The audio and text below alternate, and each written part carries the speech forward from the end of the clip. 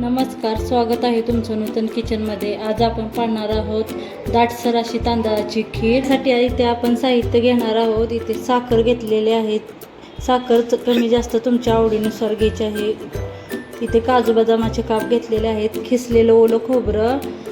इथे इंद्रायणी तांदूळ मी अर्धा तास स्वच्छ धुवून भिजत घातलेले आहेत। ते वेलची पूड घेतलेले आहे। अर्धा लिटर दूध घेतलेलं आहे। आता गॅस चालू करूया। दुधाला उकळी येते तोपर्यंत मिक्सरमधून तांदूळ बारीक करून घेऊया आपण। इथे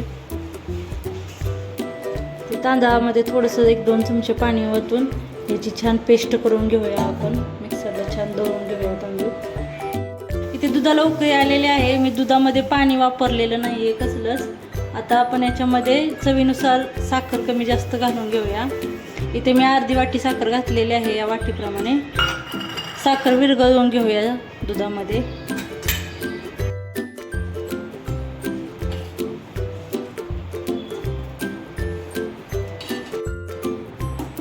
तिथे साखर विरघळलेली आहे। आपण आता याच्यामध्ये तांदूळ बारीक केलेला आहे तो घालून घेऊया।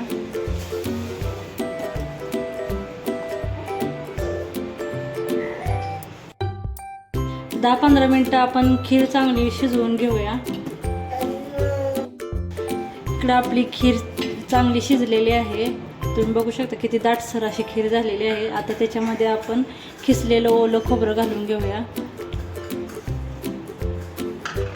काजू बदामाचे काप घालून घेऊया। वेलची पूड घालून घेऊया अर्धा चमचा।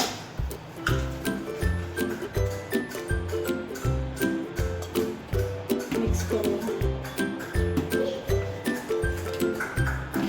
तांदळाची खीर तयार झालेली आहे। आता आपण इथे गॅस बंद करून टाकू। तयार आहे आपली तांदळाची खीर। माझा व्हिडिओ आवडला तर चॅनलला लाईक करा, शेअर करा, सबस्क्राईब करा। थँक्यू।